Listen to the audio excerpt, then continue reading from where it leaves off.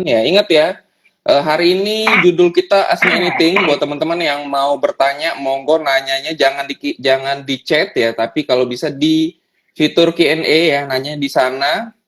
Ya, buat teman-teman yang mau bertanya, tanyanya di Q&A biar Project bisa ngejawabin pertanyaan-pertanyaan teman-teman. Nah, kita mulai dari Pak Umar dulu deh ya. Hari ini kan IHSG kita tertekan nih. Kira-kira tekanan hari ini ada impact-nya dari US apa gimana nih? Coba jelasin dulu nih Pak Umar. US Iya, kita coba kayak gimana nih coba sedikit ya. atmosfernya? So Ya. basically ini penyakit di global market itu somehow itu dari Amerika dan Eropa Mm-mm. sih tepatnya.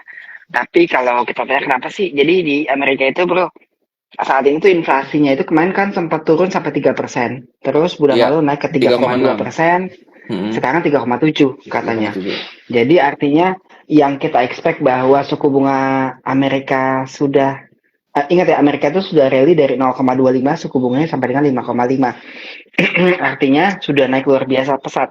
Kalau suku bunga itu terus naik, itu bisa terjadi yang namanya resesi di Amerika karena uh, mungkin akan merusak daya beli, akan meningkatkan yang namanya default rate dari pasar kredit di Amerika. Ketika inflasi, jadi suku bunga dinaikin untuk meredam inflasi yang terjadi. Saya ulangi ya dulu ya. Jadi kisah awal itu pertama ada perang Rusia, Ukraina, harga minyak naik maka inflasi naik. Ketika inflasi spike sampai 8%-an di Amerika, untuk menurunkan inflasi maka dia mesti menaikkan suku bunga. Jadi inflasinya turun lagi. Tapi ketika terjadi inflasi turun dari 8% sampai dengan 3% dengan kenaikan suku bunga tersebut, tapi sekarang inflasi masih naik. Padahal kita expect bahwa suku bunga sudah tidak naik lagi di Amerika. Ini ngomong apa sih sama suku bunga mulu gitu ya.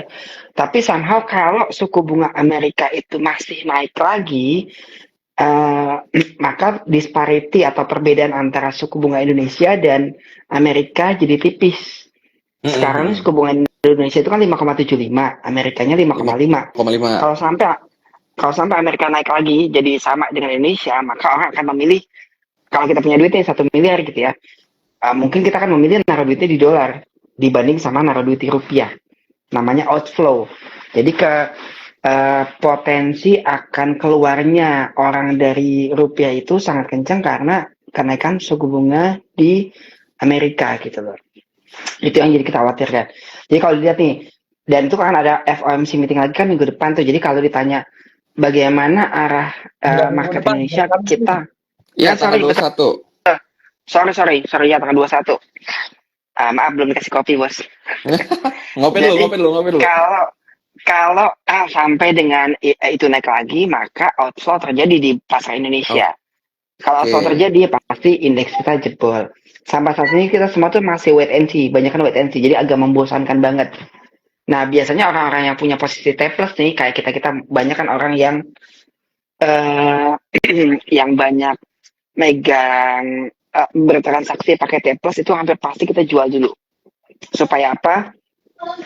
Supaya ngurangin resiko aja sih. Oke.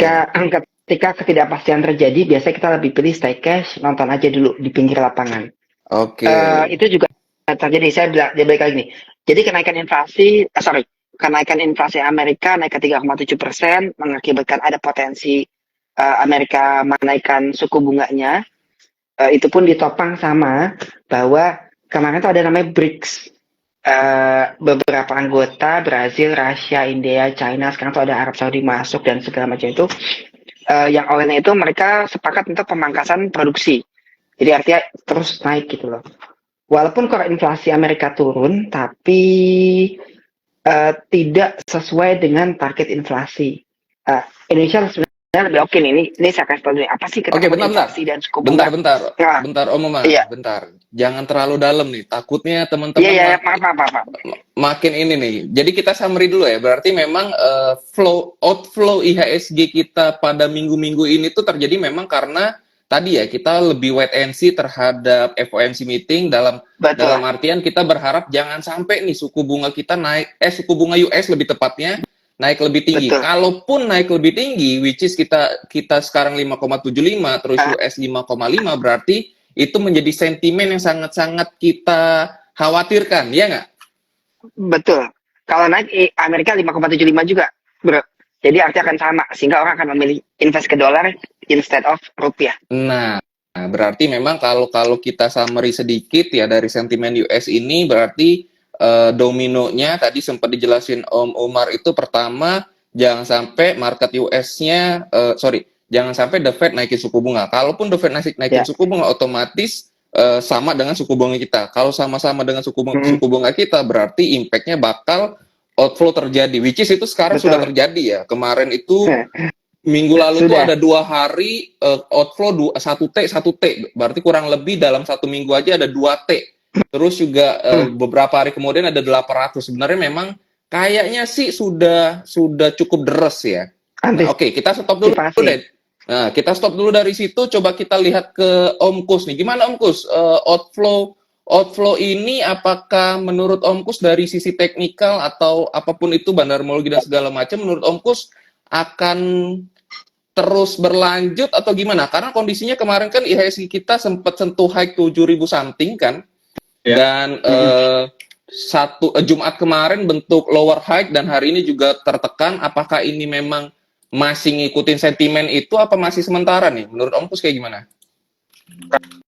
Kalau aku point of view-nya agak sedikit berbeda ya. Kalau asing atau foreign flow itu kan lebih ke akumulatif ya, lebih ke kuantitatif. Jadi enggak satu hari, 1 minggu atau 1 bulan itu beres. Tapi kita bisa lihat kuantitatifnya kayak per kuartal, per semester, per bulannya, apakah dia benar-benar outflow. Kalau misalnya dibilang tadi Om Umar sama Project outflow, iya outflow. Secara year to date, outflow kalau nggak salah year to date itu dia masuk kurang lebih 18 triliun.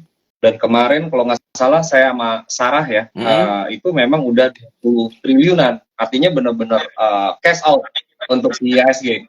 Tapi kok IHSG malah break dari psikologi level kemarin kan sempat ya, tertingginya itu kan 6970, akhirnya sempat 7.000 sekian lah. 7.020. Nah, itu yang menariknya ini adalah bukan aksinya dari foreign, tapi dari fund-fund lokal yang lebih ekspansi. Nah, kalau aslinya artinya jualan, misalnya katakanlah dia benar-benar exit 20 triliun, artinya kan mereka rich cash.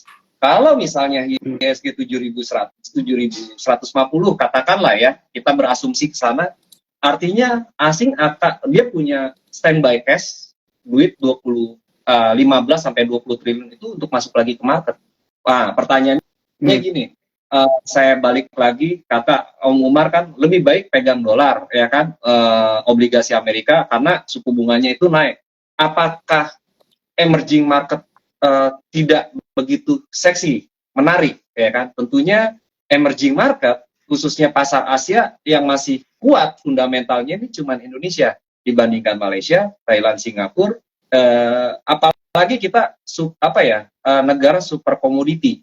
Kita semua komoditi punya, kecuali CPO aja ya yang masih di dump ya, masih proxy war-nya sama Eropa. Tapi kalau emas, tembaga, nikel, terusnya batu bara, makanya kemarin kan batu bara lebih bergerak dulu. Sektor-sektor energi juga kita lebih sebagai penopang IHSG. Mungkin teman-teman juga yang trading di Medco, mungkin kemarin sempat trading di Akra, Elsa, mungkin yang lain-lainnya MBMA, NCKL, ya karena kenapa? Kita negara komoditas, gitu. Tapi kok komoditas CPO-nya belum? Sebenarnya sih CPO sendiri kalau aku lihat dari komoditasnya bullish, masih cuman aku ngelihatnya secara big frame majornya dia lebih ke sideways. Karena ranging-nya dia belum berhasil bermain di atas 4.500, bottom-nya itu sendiri.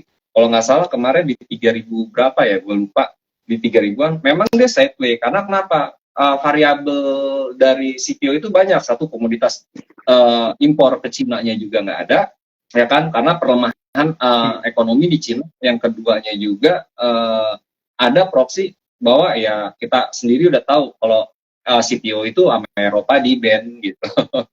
Tapi kita jadi memang kita CPO sendiri gitu. Cuman ya itu bullishnya nanti kalau Indonesia buat bursa CPO itu sendiri. Cuman kita belum tahu itu kapan ya kan. Tapi kalau rencana trading beli jual, kesempatan itu akan ada setiap hari kok. Tinggal kita garisnya seperti apa.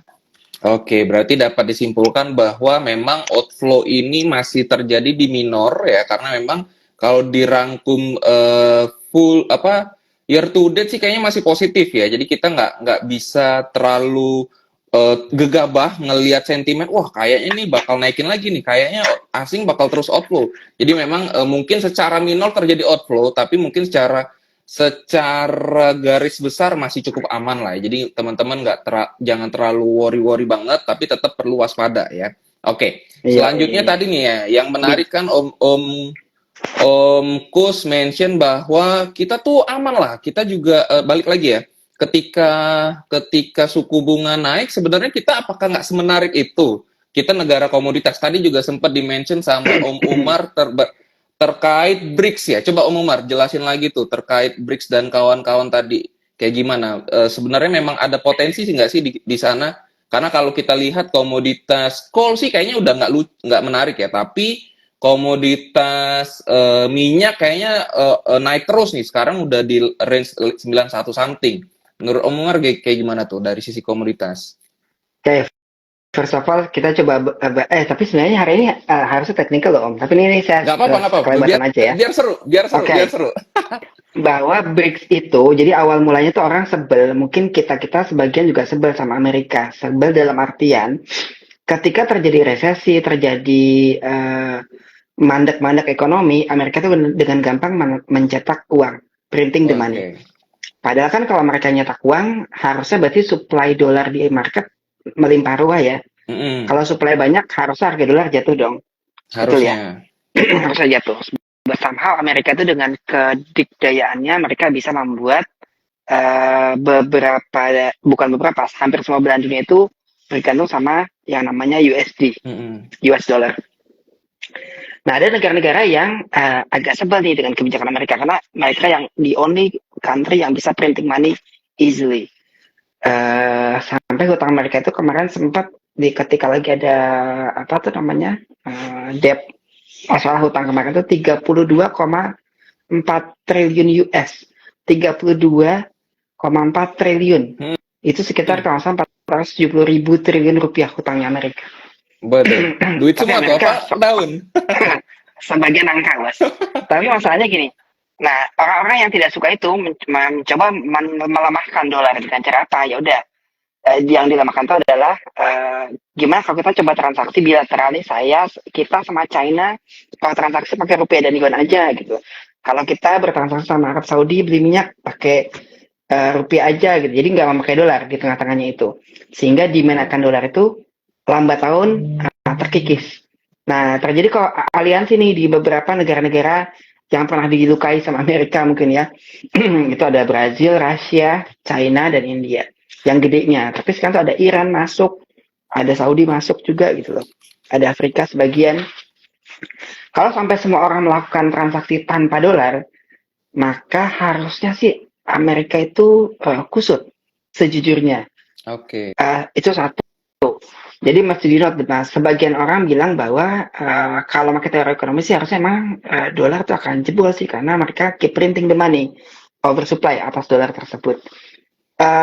Ya, hal kedua bahwa ketika Amerika sudah bisa mencetak hutang kembali, yang bisa membeli hutang Amerika itu adalah terbesar itu Jepang, keduanya China. Itu dulu ya di note nih. Unfortunately, sekarang ini yang membeli obligasi Amerika itu lagi sakit juga. Cina dan Jepang tidak sedang sehat-sehat aja. Sehingga ketika Amerika isu obligasi terus gak ada yang beli, itu agak repot juga sih nanti ke depannya gitu loh. Jadi saya mau bilang bahwa BRICS itu hadir buat menyaingi lah, menyaingi dolar di dunia ini gitu loh. Terus hubungan sama komoditas nih, saya geser sedikit nih. Ketika terjadi, ini kan sebenarnya quote unquote agak deg-degan. Kenapa? Kalau tahun 98 itu resesi Asia, masih ada Amerika yang bisa bantuin printing money, terus help sama Asia. Ketika 2008 subprime mortgage, itu Eropa yang jebol, masih ada Amerika yang bisa bantuin. Saat ini itu Amerikanya yang kusut. Terus jadi kita nggak tahu siapa akan membantu Amerika gitu. Indonesia dong. Dan Indonesia. Indonesia nih. 2050 Indonesia. Jangan lupa ditambahin sedikit. Indonesia itu punya nilai perdagangan sama China itu sekitar 23,4% dari total perdagangan kita itu ke China. Waduh. Jadi ketika ada Cina pelemahan, ditakutkan kita kena impact. Karena teman dagang kita ini lagi sakit gitu. Jadi sebenarnya berbagai matriks fundamental itu agak ngeri-ngeri sedap. Tetapi balik lagi, kalau Om Kus kan sangat sangat pede. Karena kan anyhow kita trading yang penting cuan gitu ya. So jadi kita kalau bahas fundamental agak gloomy, better kita bahas yang TikTokan aja nih, trading apa yang enak, lancar, cepet, bisa cuan bungkus gitu loh. Nggak apa-apa. Akhirnya ke situ sekarang rencananya. Siap. Nggak apa-apa. Jadi Iya. Project mulai dari situ biar enak nih kita bridgingnya ya. Karena kan tadi Project summary di sedikit ya. Jadi karena ada pasukan sakit hati terhadap US, makanya banyak negara-negara yang membuat transaksi itu lebih mudah tanpa US, sehingga US sekarang agak demam nih ya. Nah, berkaitan dengan komoditas tadi ya balik lagi karena memang semua juga mungkin demand dan supply-nya juga terbatas, sehingga memang komoditas ini cukup menarik ya. Cuma tadi di-mention sama Om Put terkait CPO. Memang CPO itu harganya tinggi, tapi kayaknya demand-nya nggak ada ya. Plus karena Eropa nge-banned CPO. Jadi makanya memang kalau dari sisi komoditas, CPO kayaknya masih belum menarik, tinggal komoditas-komoditas lainnya. Oke deh, kita balik ke teknikal deh. Gimana Om Kus view saham-saham komoditas kita saat ini?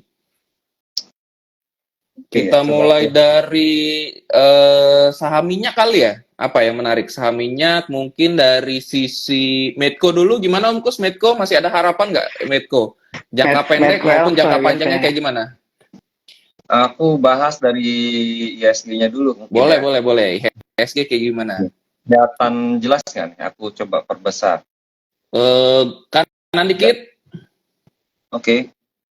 Kanan dikit. Dikit lagi kanan. kiri. Enggak kanan. Nah, cakep. Bawa dikit. Oke ya. Nah, cakep. Segitu oke lah. Oke, kalau aku perhatiin ISG ini sendiri kalau kemarin kan ada formasi kayak triangle-nya sendiri udah di break ya. Triangle-nya di break. Agak bawa dikit Om Kus, sorry. Ya? Agak bawa dikit, sorry. Oke, agak bawa. Hilang. Nah. Agak susah ya. Agak susah ya. Itu alatnya baru ngomong, jadi belum pernah dicoba itu. Oke. Masih plastikin. Emang the best nih Lotus. Tip ya, kurang lebih ya. Sebenarnya ini ada formasi ascending triangle ya dari sini ya. Dari sini udah formasi ascending triangle. Kalau misalnya dari kebetulan gua salah satu penganut teorinya Wyckoff. Gue lebih suka menggunakan Wyckoff teori karena kenapa Wyckoff itu menggunakan lebih tepatnya supply and demand. Jadi pelajari juga kayak Elliott, cuman tahu pakemnya lebih di Wyckoff. Jadi kalau kemarin memang setelah buat higher high di flip level 7018 ya, lalu dia ada wajarnya retrace ataupun koreksi sehat untuk IHSG. Nah, mungkin kalau teman-teman 1 minggu 2 minggu ini dibilang si IHSG kok sideways ya, memang biasanya kalau on theory itu smart money concept, habis retrace dia ada namanya uji support minor ya. Nah, ini memang di minornya psikologinya ini ada di 6900 sampai 68 berapa nih? 6850 sampai ya. Minornya ada di 6900 sama di 6850. Intermediate-nya ada di 6800. Jadi kelihatan banget dari sini IHSG masih akan bergerak sideways untuk 1 pekan ke depan atau pekan ini ya. Sambil menunggu jelang Fed rate baru akan menarik setelah dia tersentuh flip level di bawah 6882. Kalau di bawah 6882 biasanya ada yang counter ya, baik itu fund lokal ataupun asing. Karena kenapa? Saham-saham blue chipnya Indonesia sendiri sekarang lagi di area-area support seperti BRI, Telkom dan lain-lain, Goto juga ya, saham sejuta umat yang kita perhatiin itu juga di area-area support. Jadi untuk mendorong IHSG di flip level 7130 sampai 7150 terbuka lebar dibandingkan kalau IHSG penurunannya hingga 67 76 gitu. Jadi lebih besar upside-nya daripada downside-nya. By konsensus juga, by data ya, by season, biasanya bulan Oktober itu lebih didominasi pada saham-saham blue chip, bukan saham-saham second liner atau third liner. Seperti tahun lalu juga, waktu tahun 2020 juga begitu, akan tetapi biasanya ada sedikit penurunan yang agak jeglukan itu malah di bulan November gitu, Project. Jadi masih oke untuk setelah The Fed, apalagi kan The Fed-nya itu sendiri dia ada lagi di awal November. Jadi upside-nya IHSG itu peluang untuk upside-nya di mungkin kalau misalnya akhir tahun bisa di level 7.300 sampai ke level 7.377 ya. Mungkin di akhir tahun sih seperti itu. Jadi kalau saya sendiri sih masih optimis sama IHSG gitu. Lalu kalau misalnya dilihat tadi ditanya-tanya komoditinya, sebentar. Komoditasnya dulu. Oke, kita pending dulu. Ini kayaknya lebih seru nih bahas IHSG dulu ya, karena tadi ya kalau project kait-kaitin ya, kan tadi Om Kus bilang memang IHSG kita masih cenderung sideways. Terus juga tadi dari segi week off-nya memang ada supply dan demand yang terjadi di sana. Project sebenarnya mau ngaitin gini. Kalau dilihat kan memang IHSG kita kemarin sempat breakout ya. Tapi di sisi lain asingnya minornya outflow. Apakah breakout kemarin hanya karena saham AMMN? Dalam artian memang kemarin itu IHSG sempat break itu lebih cenderung kayak apa ya istilahnya tuh prematur. Benar nggak Om Kus? Menurut Om Kus gimana? Karena kalau kita lihat kan biasanya kalau saham nge-break itu kan entah bankingnya yang break, tapi secara nggak langsung banking, terutama BCA BRI ini lagi turun nih. Apalagi outflow juga terjadi di sana. Menurut Om Kus gimana pendapat Om Kus? Jadi apakah memang breakout kemarin karena cuman ada AMMN yang menguat parah dan hari ini terkoreksi membuat IHSG juga terkoreksi, atau memang kemarin itu breaknya belum saatnya aja atau kayak gimana Om Kus? View Om Kus? Aku bilang prematur sih enggak, karena kita konsolidasinya itu hampir 1 tahun ya. Semenjak November sekarang itu udah masuk September, dibilang prematur enggak, memang keluar dari konsolidasinya aja. Kalau dibilang dengan AMNN, mungkin AMNN atau Aman Mineral memang ada membantu untuk kenaikan IHSG, cuman jangan lupa juga diperhatikan sektor basic industry nggak cuman Aman Mineral, ada juga IMKP, Tekim. Itu kalau teman-teman beli di bottom low waktu Lotus kita nge-call 6.800 7.000 itu kan salah satu alfanya IHSG juga gitu ya. Terusnya ada BRPT-nya juga dia punya terhadap alfa. Terusnya TPIA-nya juga mempunyai beta IHSG. Jadi IHSG nggak cuma Aman Mineral. Memang kalau misalnya Aman Mineralnya kemarin cukup naik, sempat di atas Telkom. Sekarang kalau Aman Mineralnya turun, the next chapter-nya saham apa yang akan menggantikan Aman Mineral, penggerak IHSG-nya, ya kan? Itu yang kalau kita bilang Aman Mineral kalau aku ngelihat dari ininya sendiri, harganya akan dijaga sampai dia MSCI. Memang dijaganya MSCI si Aman ini di range antara 4.500 sampai 5.600. Begitu masuk MSCI, ya itu nggak tahu. Tapi kalau ngelihat dari cap-nya Aman, harusnya sih aman-aman aja gitu. Karena dia udah di atas 150 triliun, apalagi kemarin sempat di atas BCA, dikit lagi mau nyalip Bank Mandiri cap-nya dia. Ngeri banget tuh. Ya. Berarti tapi memang juga ya sama Jack perihal tentang saham-saham perbankan. Buat gue sendiri perbankan harusnya gimana? Gue ngelihat BRI di area support, terusnya BCA-nya di area support, walaupun minor ya saat ini, BCA BRI-nya minor. BNI kayaknya sedikit lagi sentuh support juga, ini akan menarik. BNI sendiri bulan depan tanggal 10 tepatnya akan ada stock split, dan besok ada RUPS-nya BNI untuk persetujuan di angka berapa untuk stock split. Nah itu kan akan, jadi IHSG sampai akhir tahun ini nggak kehabisan katalis positif gitu. Jadi masih banyak cerita dan banyak juga saham-saham yang masih waiting untuk ikut IPO gitu. Mantap. Oke, Om oke. Kus, Yes. Project aku boleh nanya nggak Project? Boleh. Bentar. Ya, Om Umar mau nanya gimana? Enggak, bukan kan somehow nih kita nih sok-sok ala-ala investor gitu kan beli saham yang blue chip.